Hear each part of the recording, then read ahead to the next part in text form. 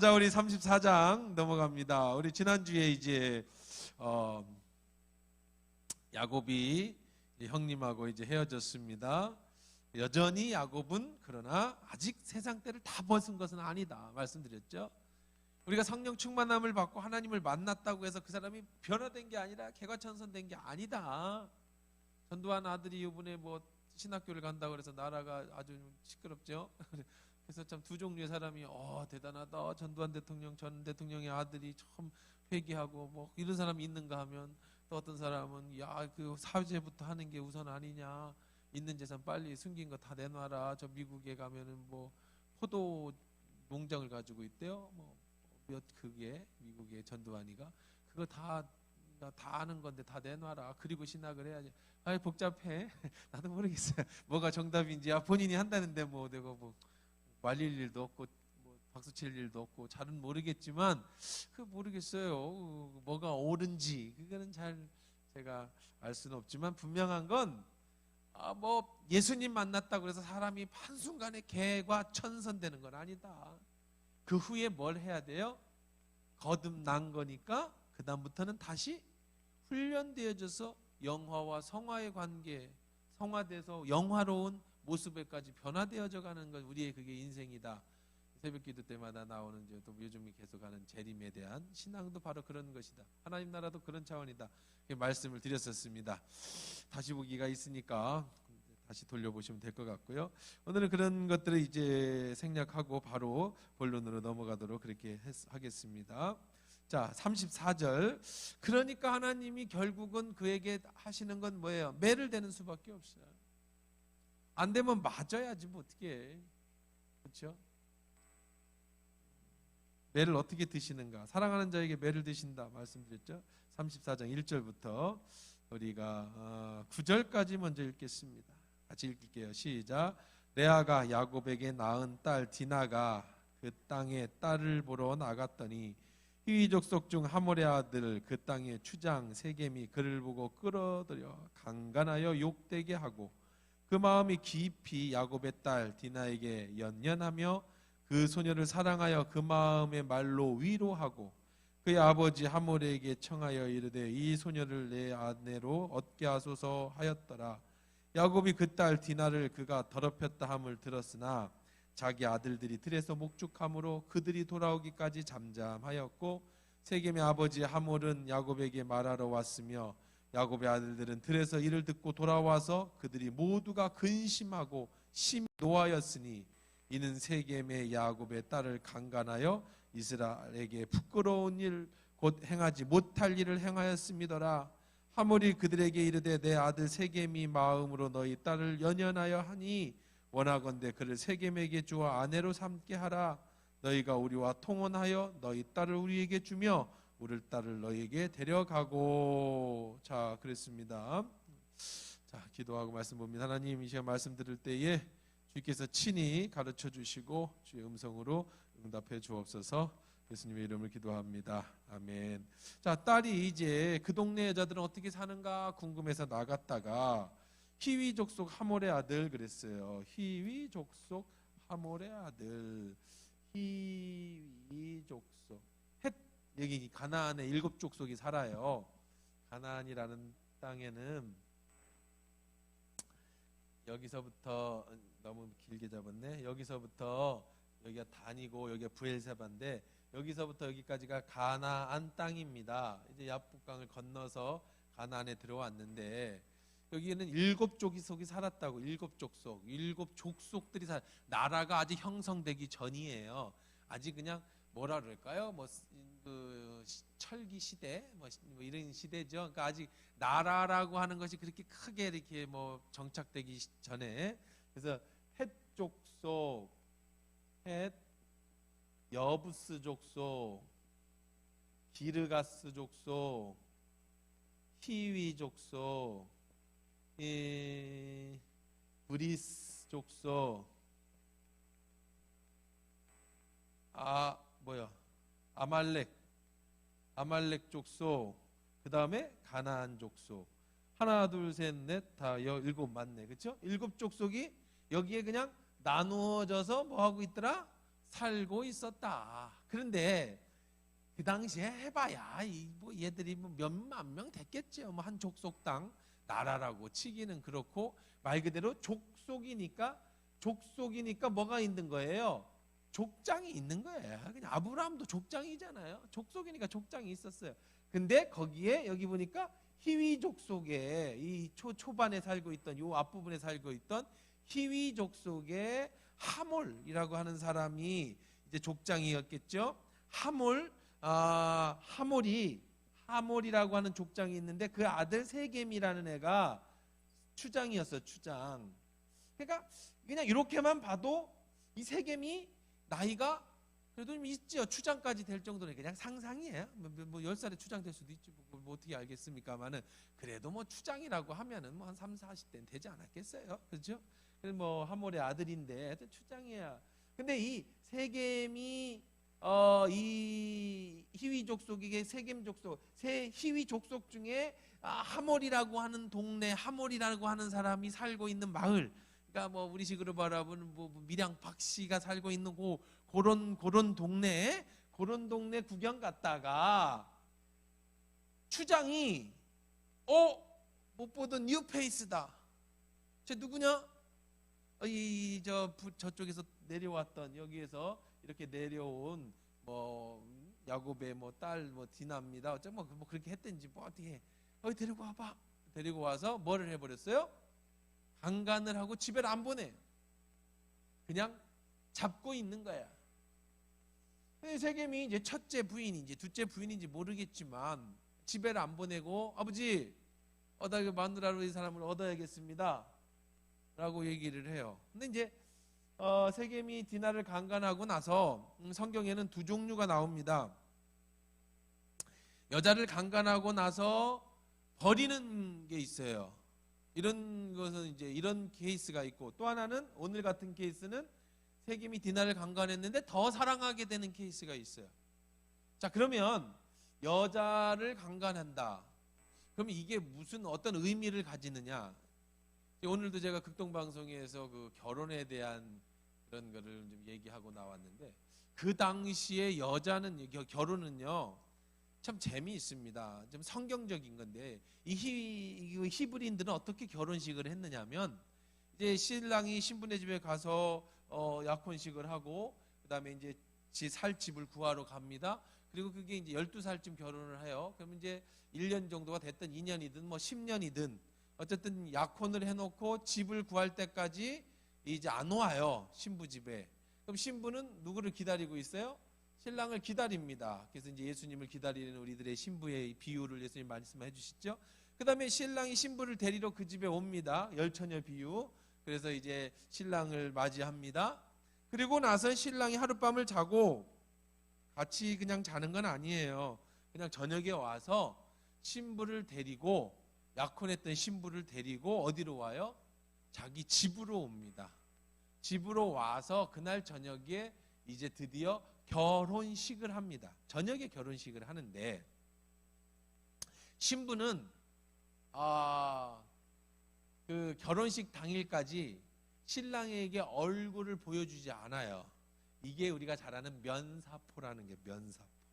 이렇게 내려요. 내리고 이제 신비죠. 신부의 신비. 그 전에 뭐 약혼식 때 봤는지 어떤지 모르겠지만 하여간 결혼식 때는 아무도 안 보여줘요. 신랑도 안 보여주고. 우리나라도 비슷하죠. 그래서 옛날 결혼식 보면 이렇게 쓰고 안 보잖아요. 그래서 뭐 그 저녁에 신부 얼굴을 봤다라고 하는 옛날 분들 그런 얘기 듣잖아요. 이거 똑같습니다. 면사포를 이렇게 내리죠. 그 서양 결혼식장에 보면 신랑이 면사포를 이렇게 넘겨줍니다. 미국의 결혼식에 보면 이게 넘겨줌으로 인해서 드디어 이제 얼굴과 얼굴을 맞대고 하는 의미가 있는데, 그리고 이제 결혼식장에 들어가서 하는데 저녁에 결혼식을 해요. 저녁에 결혼을 하고 면사포를 놓는데, 결혼식을 저녁에 하기 때문에 사실 파티는 그 다음 날부터 이루어지거든요. 그런데 이 저녁에 결혼식을 하면서 진짜 결혼은 언제 하는 거냐? 결혼은 확답은 언제 받는 거냐? 하룻밤을 자고 나서 그 다음 날 결혼이 확정돼. 재밌죠? 결혼식을 하고 하룻밤을 자는 게 아니고 하룻밤을 자고 나야 결혼식이 확정이 돼. 왜 그러냐? 그날 밤에 처녀인 것이 증명이 돼야 돼. 이건 굉장히 무서워. 만약에 처녀인 것이 증명이 안 되면 돌로 때려 죽입니다. 그러니까 신부가, 약혼한 신부가 신랑을 기다릴 때 그 순결함과 그거를 목숨처럼 여기는 거예요. 생명처럼. 그래서 예수님의 비유도 신랑을 기다리는 신부의 정결, 그거는 생명을 담보로 한 정결이에요. 그러니까 우리가 예수님을 기다릴 때 여러분의 신앙은 신랑을 기다리는 그 신부의 정결 아니면 죽음이에요. 그리고 그 증표를, 그 신부가 처녀라는 그 증표를 공식적인 증거함에 넣고 선포를 해요. 지금부터는 한 몸이 됐다.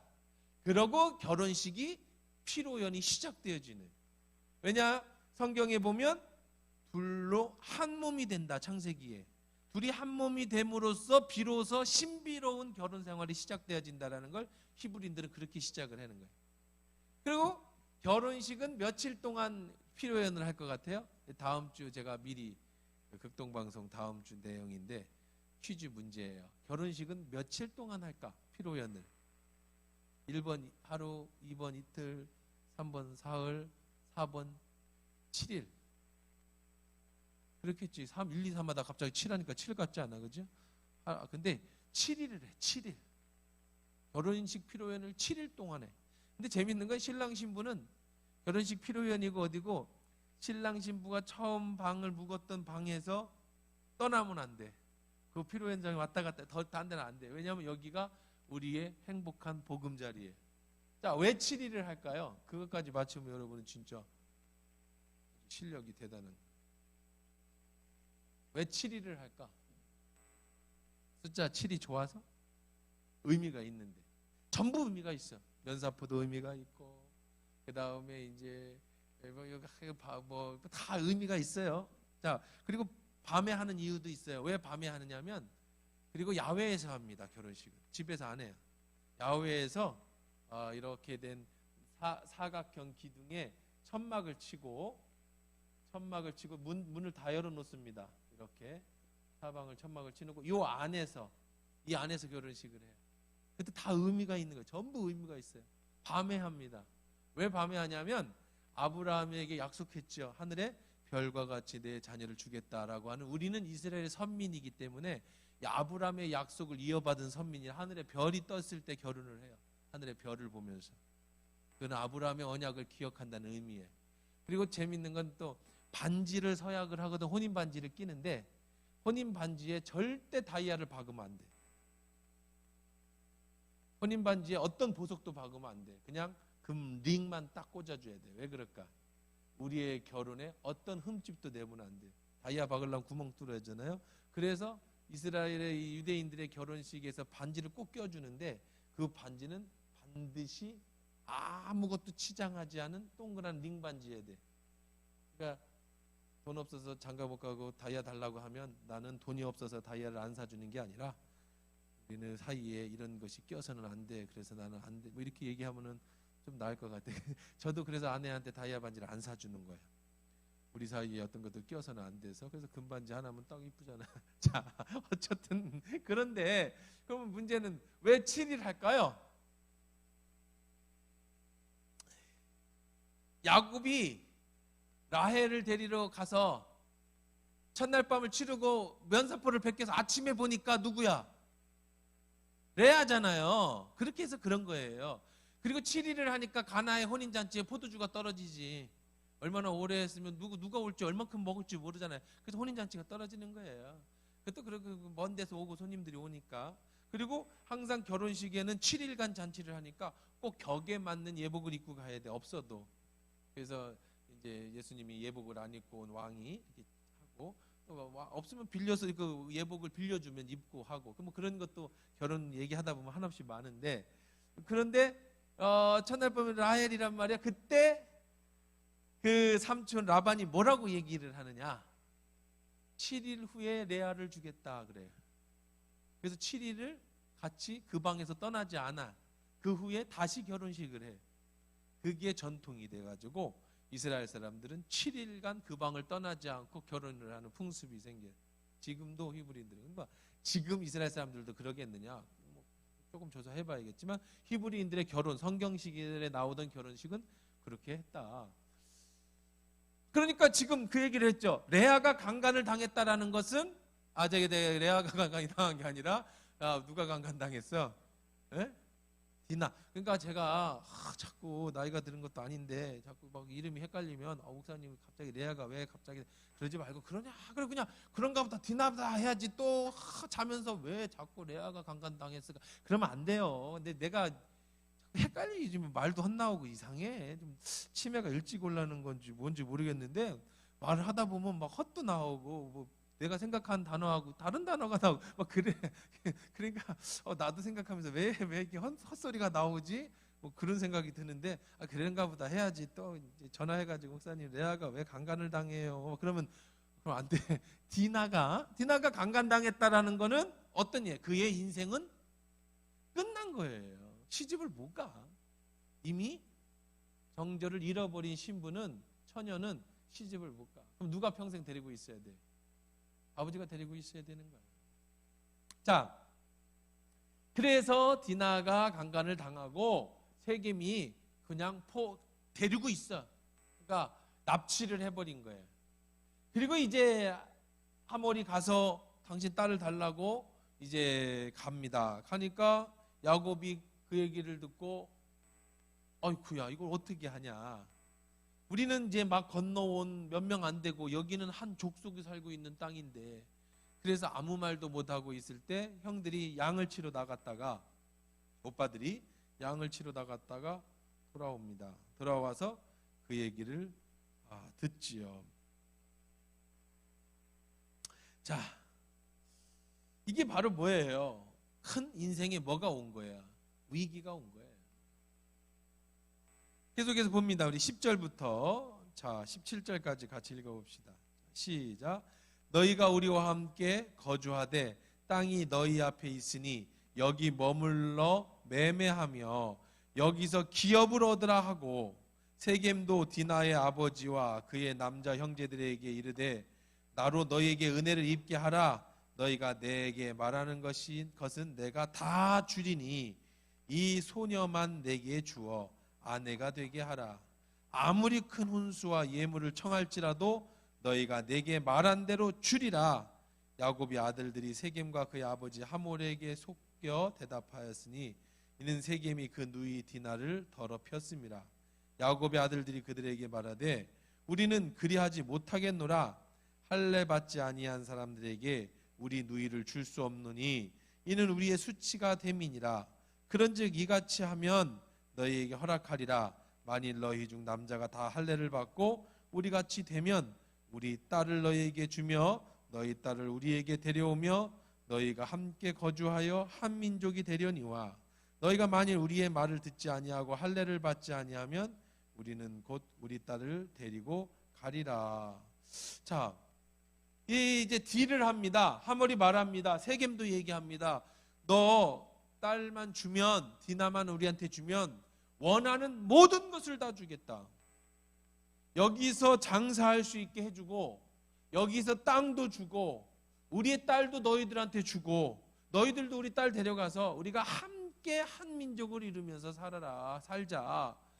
야곱에게 있어서는 굉장히 구미가 담길 수 있는 얘기입니다. 왜냐? 야곱이 지난번에 우리간을 샀다고 그랬잖아요. 짓고 거기서 살려고 정착을 했잖아요. 땅도 사고. 그런데 사실 시골도요, 귀촌하시는 분들이 정말 주의해야 될 게, 그 동네 사람들이 어떤 성향을 가지고 있는지를 가지고 귀촌을 하셔야지, 그 어떤 뭐 군락지, 그러니까 뭐 군락지가 아니라 그 뭐 김씨 집안 뭐 이런 데 가면은요 텃세가 엄청 심하다고 그래요. 그러니까 그 괜히 그냥 시골에 들어가서 한적하게 살자고 갔다가 왕따 당하고 사람들이 이런 경우 정말 많이 들고 결국은 못 나오는 사람들 많이 봤거든요.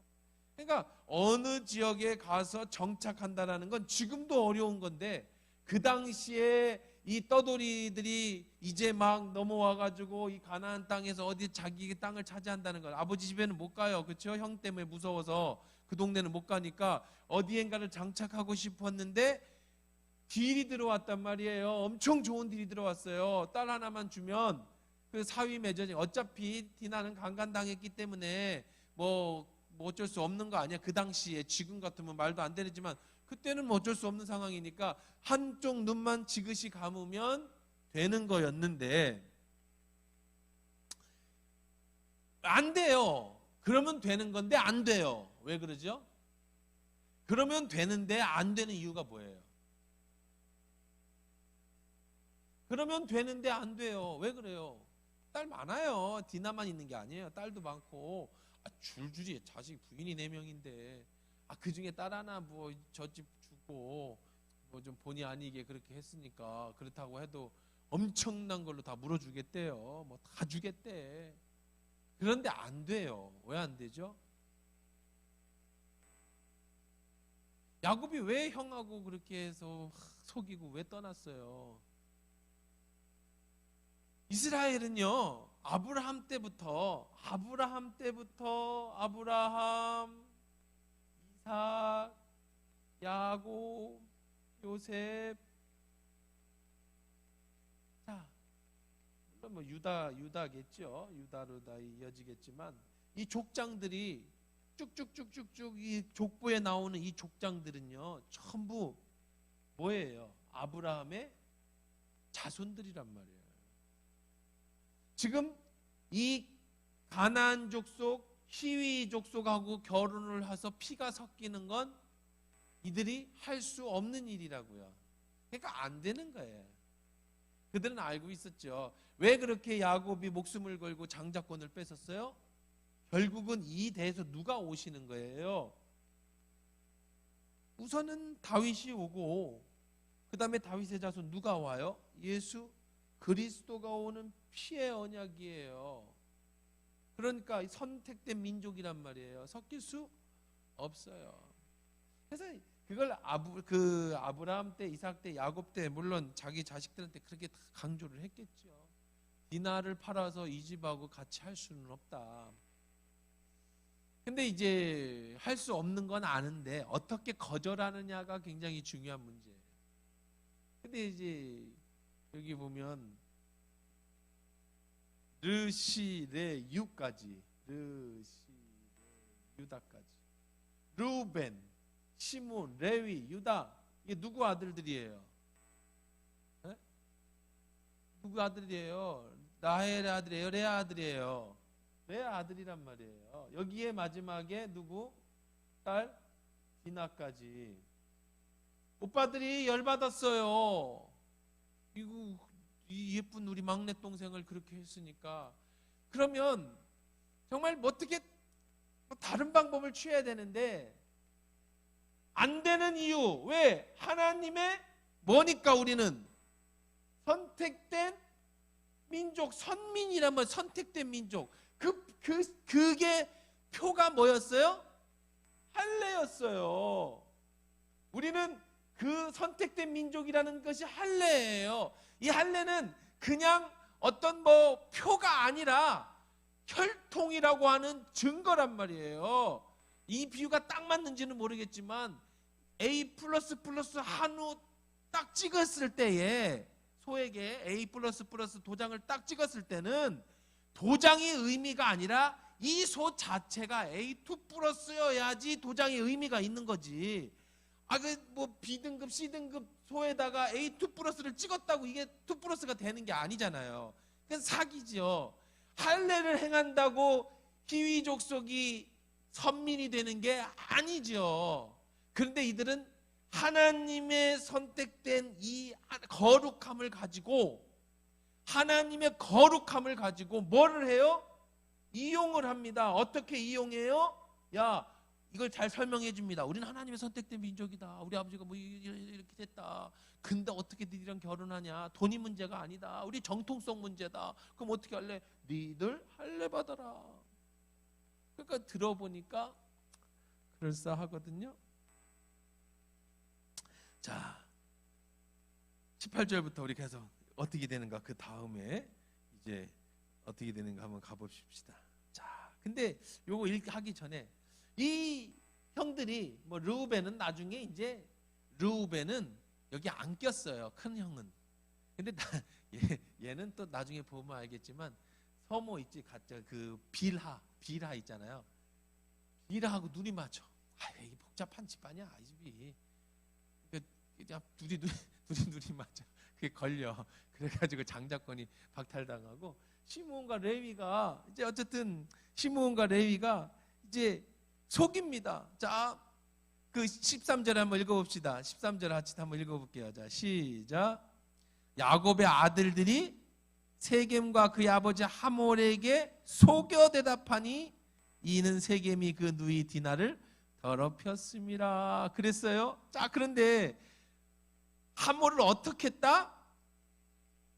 속였다. 이 집안은 맨날 속여. 자손 대대로 속여. 아버지부터 시작해서 엄마, 삼촌, 나중에 누구까지? 자식들까지. 그래서 저는 옛날에 그 가게에 흐르는 저주를 끊으라라는 책이 있어. 저주론이라는 게 있었어요. 이게 맞다 안 맞다 뭐 지금도 뭐 그래요. 뭐 신학자들 사이에 진짜 가게에 흐르는 저주가 있느냐 없느냐.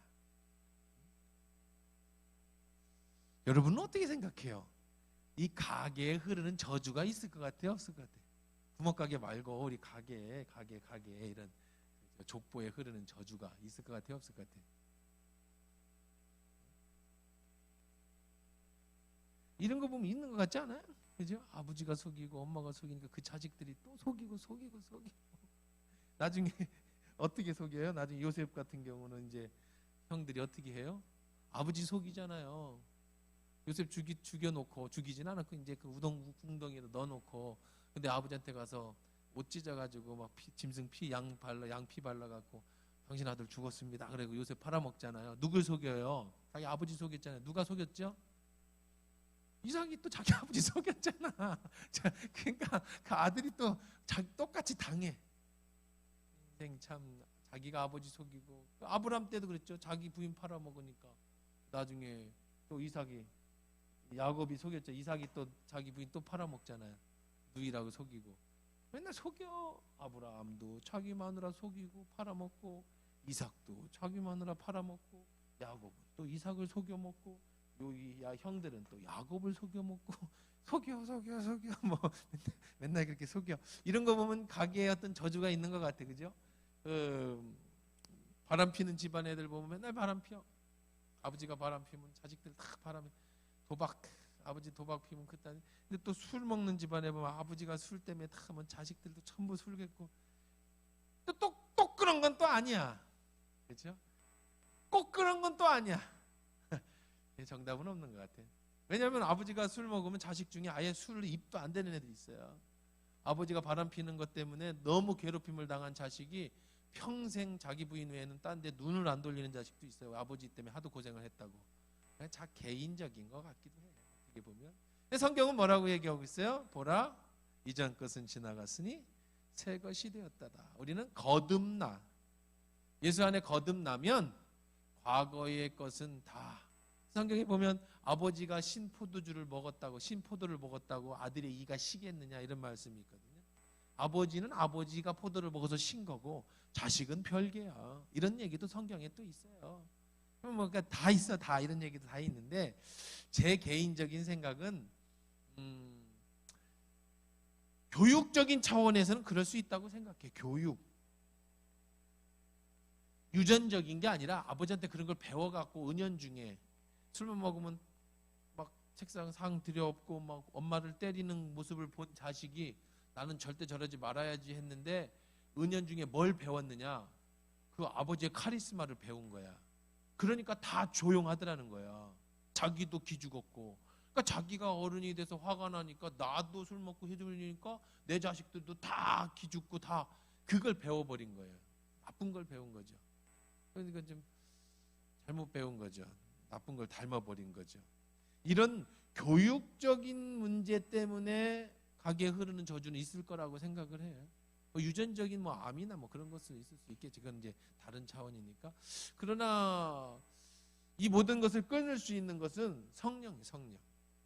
예수 안에 거듭나면 당장은 안 끊어져도 아까 얘기한 것처럼 당장 그것이 뭐 거듭났다고 바뀌지는 않지만 서서히 우리는 말씀 안에서 배워가는 거죠.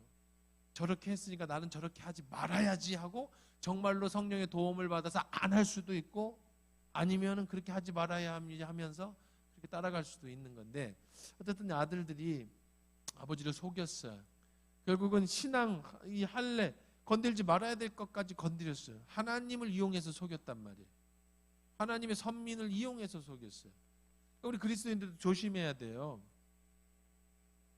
자기를 증명하기 위해서 막 자기가 그리스도인인 걸 막 나타내고 내가 하나님께 맹세해 막 이런 거 조심하셔야 돼. 하나님 앞에 맹세했는데 아니면 어떻게 할 거야? 그렇죠? 말 조심해야 되는 게 그리스도인들이 참 조심해야 될 것 중에 그런 것들이 많이 있는 것 같아요. 자, 계속해서 보십시다. 그렇게 해서 이제 속이고 자 18절부터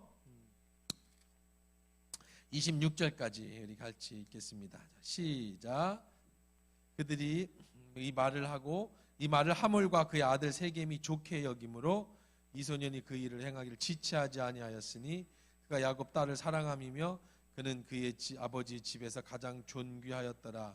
하몰과 그의 아들 세겜이 그들의 성읍문에 이르러 그들의 성읍 사람들에게 말하여 이르되 이 사람들은 우리와 친목하고 이 땅은 넓어 그들을 용납할 만하니 그들이 여기서 거주하며 매매하게 하고 우리가 그들의 딸을 아내로 데려오고 우리의 딸도 그들에게 주자.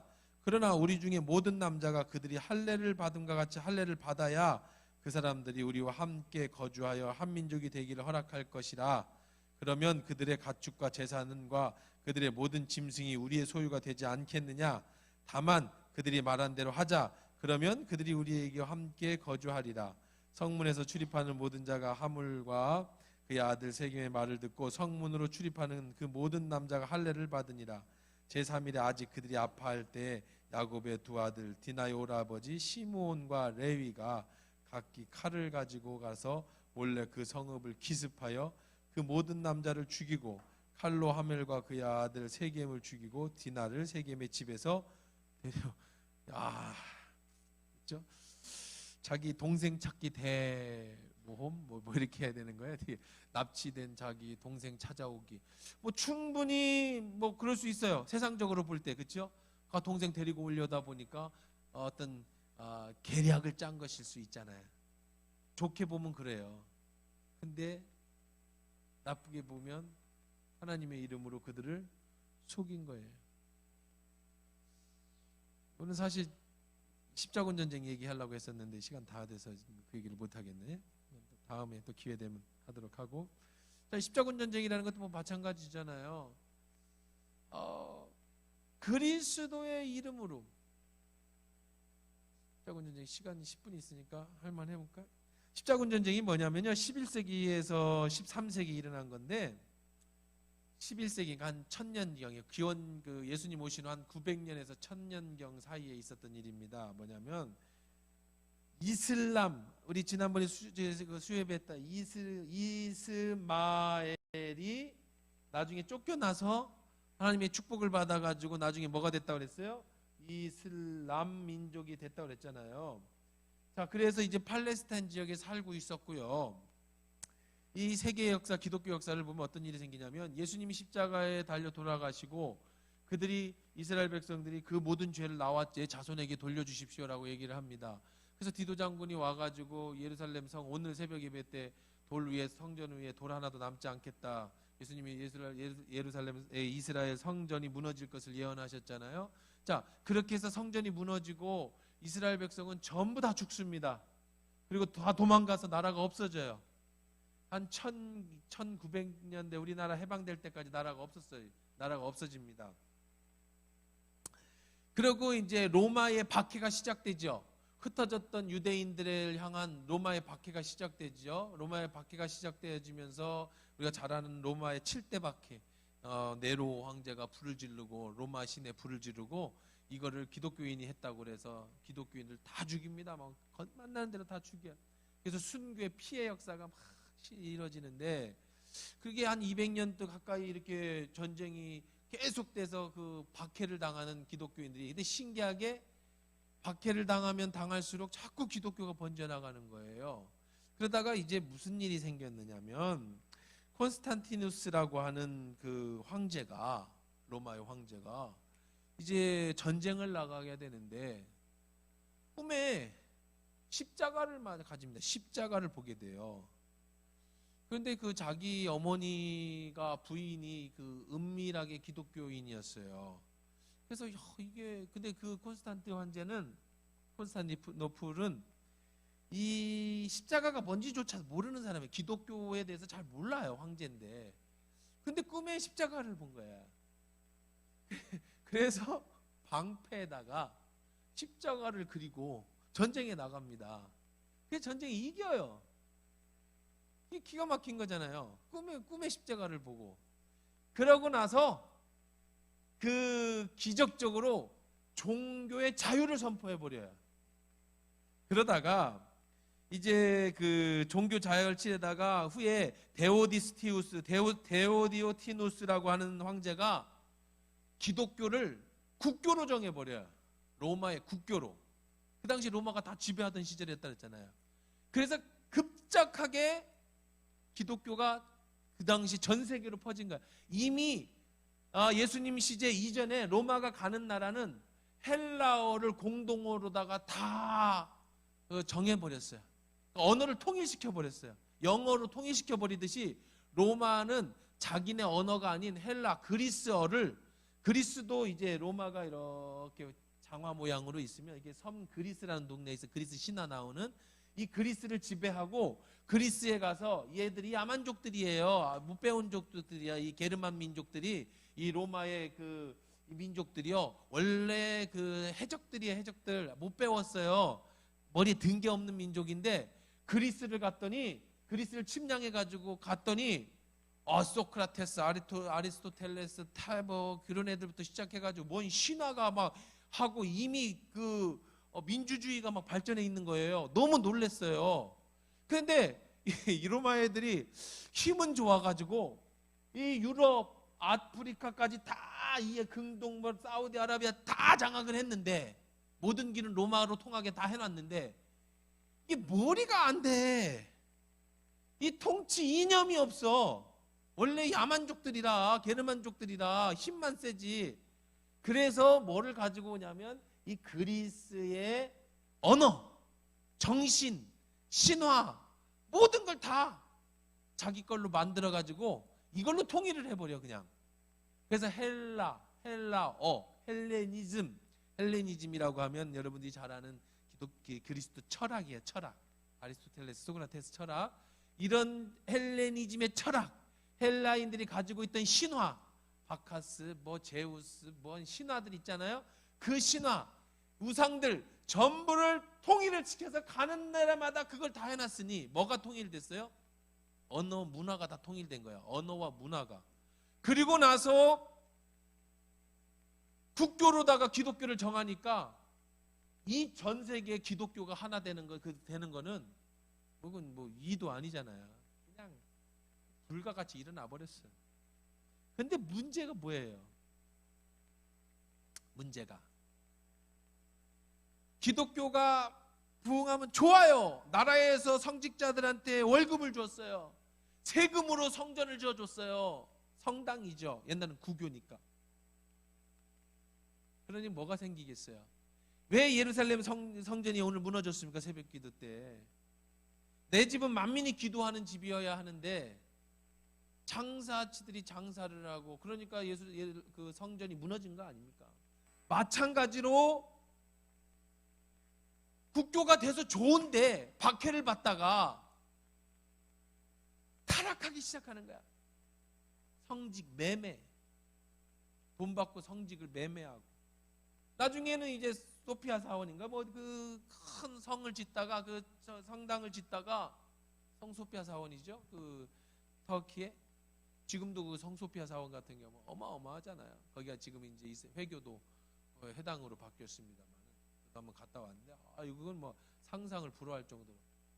그럼 돈이 필요하잖아요. 그 성당을 지으려면. 그래서 뭘 팔기 시작해요? 면죄부를 팔기 시작하고. 돈이 필요하니까 세금을 어마어마하게 끌어오고, 건물 지으려니까 사람들을 잡아다가 성전을 짓기 시작하면 거기다가 이들은요 원래 언어가 헬라어 히브리어로 된 성경이고 그 다음에 이제 그리스 이런 언어들, 고대 언어들, 이 언어들이 예배를 그걸로 드리는데 라틴어라고 그래. 그걸 라틴 언어로 예배를 드리는데 못 알아듣는 거야, 성도들이.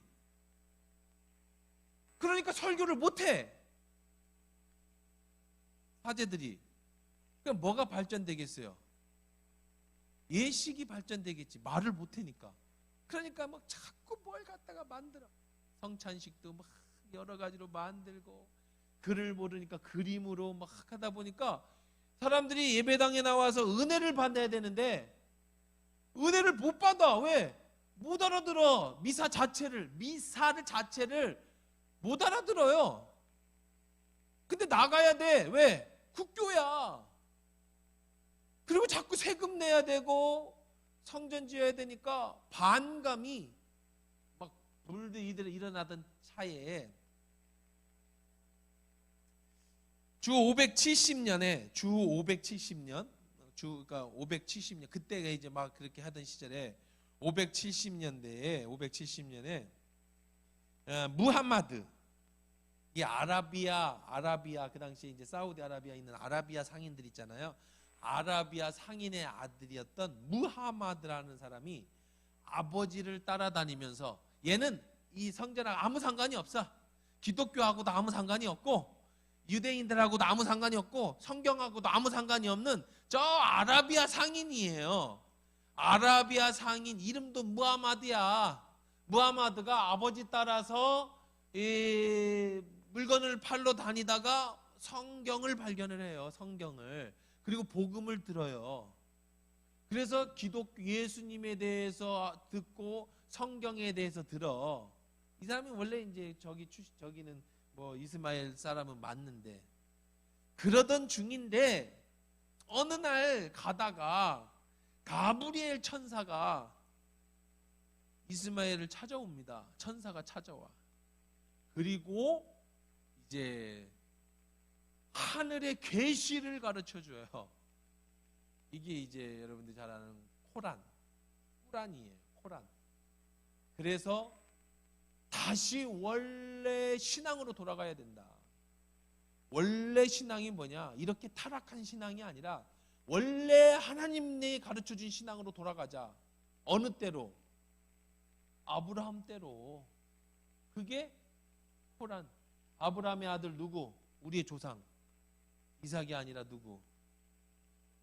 이스마엘. 요때로 돌아가자. 그게 이제 이슬람이 탄생하게 된 거예요. 그러면서 이슬람이 탄생을 하면서 새로운 종교가 시작된 거잖아요. 뿌리는 같아. 그러니까 사람들이 전부 거리로다가 쏠려가는 거예요. 쓸려가다가 이제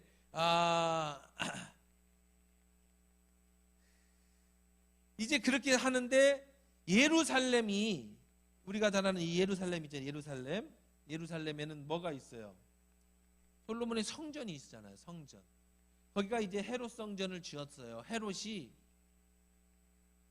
어마어마한 솔로몬 성전에 버금가는 성전을 짓고 있었어요. 예수님 시대에도. 오늘 새벽에 무너진 그 성전이. 그런데 거기가 이제 성전이 무너지고 디도 장군에 의해서 나라가 없어졌다고 그랬잖아요. 없어졌는데 여전히 그 아브라함이 이삭을 바쳤던 그 자리가 성전인데, 얘들은 아브라함이 아니라 이스마엘을 바쳤다고 생각을 해요. 이스마엘을 바쳤던 그 성지를 우리가 탈환하자.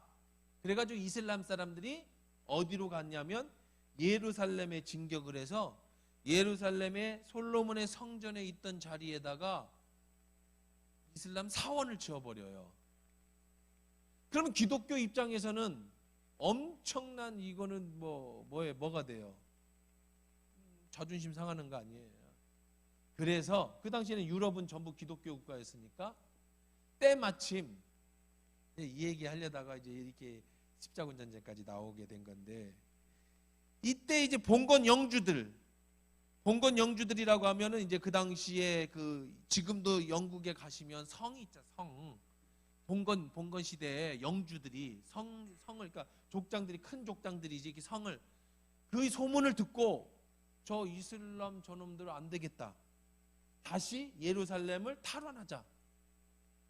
그래서 군인을 모집합니다. 그럼 누가 갔느냐, 군인으로 자원했느냐? 봉건 영주들은 자원 안 해요. 왜냐하면 저기가 누리고 있는데 누가 그 전쟁 나가겠어요? 하층, 그렇다고 밑에 층은 아닌데 그 뭐랄까 계급이 낮은 양반들, 계급이 낮은 그 영주들, 뭐 이런 사람도 있을 거 아니에요. 기사들 있고, 영국은 옛날부터 뭐 유럽은 뭐 자귀가 있잖아요. 기사 자귀가 있고, 밑에 영주들이 이게 문제가 되는 거야. 이게 지금 이 할례로다가 이 할례 받으려고 쳐들어간 이 레위하고 시몬의 얘기가 그 얘기예요. 이 봉건 영주들이 중에 밑에층 봉건 그 영주들이, 밑에층 그 사람들이 맨날 자기는 기사도 아니고 여기에 있어 봐야 자기 계급도 안 올라가고, 그러던 차에 십자군 전쟁을 소식을 듣고, 십자군을 모집한다는 소식을 듣고 어디로 내려가게 된다고 그랬어요? 유럽에서 예루살렘으로 내려오게 되잖아요. 하나님의 이름을 가지고 땅을 차지하고 싶은 욕심에, 내 땅을 차지하고 싶은 욕심에. 그리고 지금까지는 누구네 쳐들어가면 좀 미안하잖아, 이유 없이 쳐들어가면. 근데 아주 빌미가 좋아. 이슬람이 장악하고 있는 이 많은 땅들이 있을까, 이슬람이 여기에 전쟁을 찾아서 땅을 차지하고 자기의 성을 쌓고 싶은 영주들이, 그 밑에 하층 영주들이 자기의 욕심이 뭐하고 맞아떨어졌어요? 기독교하고 맞아떨어진 거야. 하나님의 뜻하고 맞아떨어진 거야. 얼마나 보기 좋아요? 이슬람이 감히 하나님의 성전에 회교도 사원을 저거 만들어놨어? 가서 차지하자, 사람을 모으자, 군인을 모으자, 제가 가겠습니다. 자기 식구들 다 데리고, 자기 종들 데리고 그 십자군 마크를 들고 돌격 앞으로 가면서, 이거는 둘째고 뭐가 하고 싶었던 거야. 이걸 핑계로 이슬람에 들어가가지고 다른 나라를 침범해서 땅을 차지해서 자기의 세를 확장시키고 싶었던 거예요. 8번을 침범합니다. 8번을 모집했어요. 8번을 가서 1번을 이기고 7번을 져요. 그런데 얘들은 저도 또 간 이유가 뭐냐? 이거는 목적이 아니에요. 뭐가 목적이었어요? 자기들의 욕심을 채우고. 이게 십자군 전쟁이에요. 참 이름은 십자군인데 인간의 탐욕, 그 덕분에 이슬람이 더 커졌어. 이슬람이 더 커졌어요. 그래서 이슬람 지금은요, 지금 전 세계에서 가장 부흥하는 종교가 이슬람이에요. 걔들은 전도는 안 합니다. 어떻게 부흥하냐? 생육하고 번성해. 엄청나. 지금 뭐 전 세계 인구에서요, 이슬람 민족이 계속 나. 그리고 그들은요, 부인을 4명까지 두어요. 이유 중에 하나는 빨리 많이 나라고. 이게 전도야. 부인을 4명 놓고 막 아기를 낳으니까 한 집에 40명, 50명씩 돼, 자식이. 이슬람 자식들이. 그러니까 전 세계 인구가 이슬람에 막 그야급수로 늘어나는 거예요. 그 원인을 제공한 게 십자군들이에요. 자, 좀 생각해 봐야죠. 시몬과 레위가 정말 할례 받으라고 하면서 그들의 속여갖고 성 앞에서 이제 세겜이, 야, 우리가 이제 얘들하고 결혼하려니까 우리 할례 해야 돼. 근데 걔들도 속셈이 있어. 뭐라고 속셈했냐면, 야, 우리가 결혼하면 쟤들 거 다 우리 재산돼. 막 이렇게 자기들도 다 동상이몽이야. 얘는 할례를 통해서 죽이려고, 얘들은 얘랑 결혼해서 쟤들 거 다 뺏으려고. 뭐 그래서 둘이 짱 맞아서 할례를 시키죠. 그리고 가서 다 죽여버립니다. 남자들을 학살이나 대학살이. 야곱의 집에 시므온과 레위가 한 족속을 대학살을 시켜버려요. 뭐 때문에? 자기 동생 디나가 강간당했다고 구출한다라는 목적으로, 십자군이 예루살렘을 탈환한다는 목적으로 이슬람을 초토화시켜서 얼마나 많이 죽이나 몰라. 얼마나 많이 죽이는지 이슬람 사람. 단 이유는 하나야. 이슬람 믿는다는 이유로. 그들이 왜 이슬람이 왜 그렇게 부흥했어요? 초대 그들이 타락한. 자, 그러니까 우리 생각을 많이 해야 돼. 신앙생활도요. 우리 기독교인들이 무조건 지금도요. 우리 기독교인은 다 옳다? 그러면 안 돼요. 제가 말씀드리지만 복음은 절대로 우리가 양보할 수 없는 부분이지만 많은 부분 기독교인이 지금도 뭐 이런 얘기하면 너무 많지만 기독교인이라는 이름 가지고 세상에 악한 짓을 하는 게 얼마나 많아요.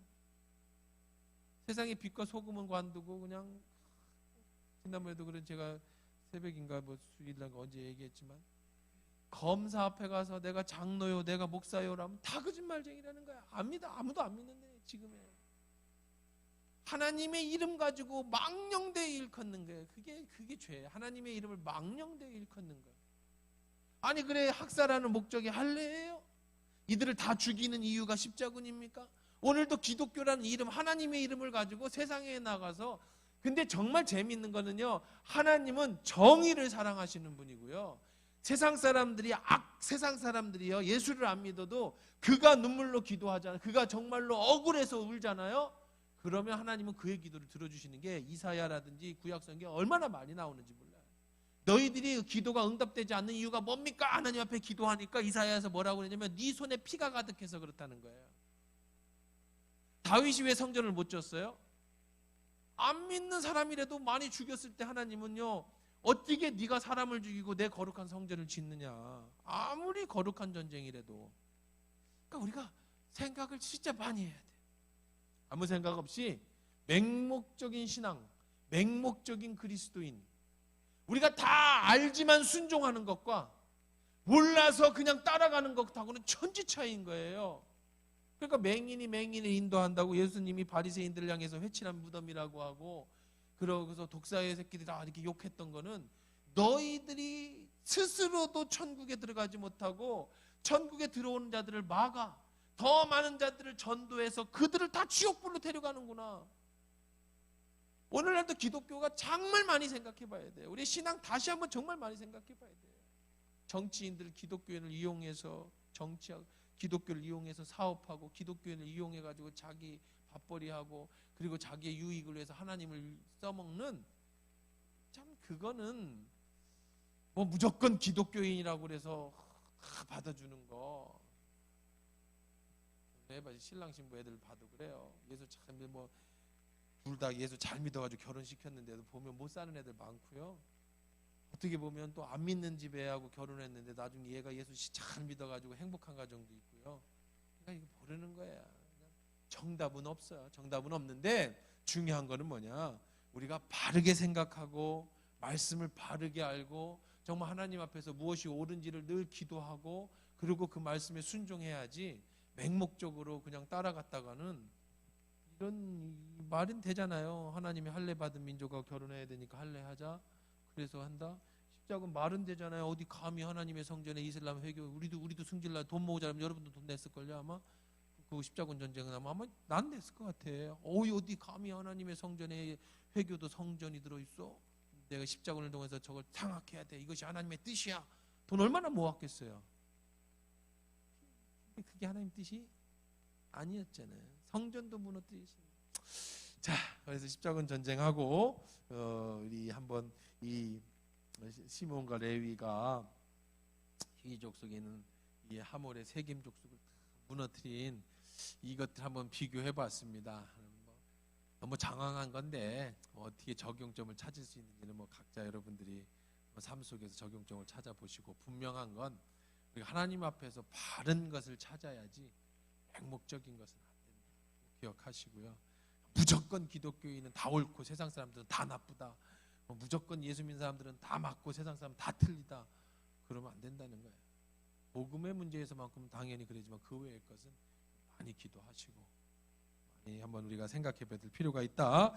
그 다음 어떻게 됐을까? 그 다음 주에 이제 이런 엄청난 위기 속에 하나님은 어떻게 이들을 구해내시는가? 또 이 사건은 결국은 야곱으로 하여금 어떻게 회개시키는가, 그리고 야곱은 이 사건 이후로 어떻게 변화되는가. 지금 야곱은 뭐 하고 있는 거죠? 거듭난 이후로 성장하고 변화되고 있는 과정이죠. 그 속이기 좋아하는 야곱이 어떻게 하나님의 사람으로 이런 훈련을 통해서 만들어져 가는가. 더 흥미로운 말씀이 다음 주에 나오니까 기대하시라. 개봉박도 어디 가지 말고 수요일날 꼭 듣는 분들 여기 와서, 집에서 듣지 말고 여기 와서 꼭 들으기를 바랍니다.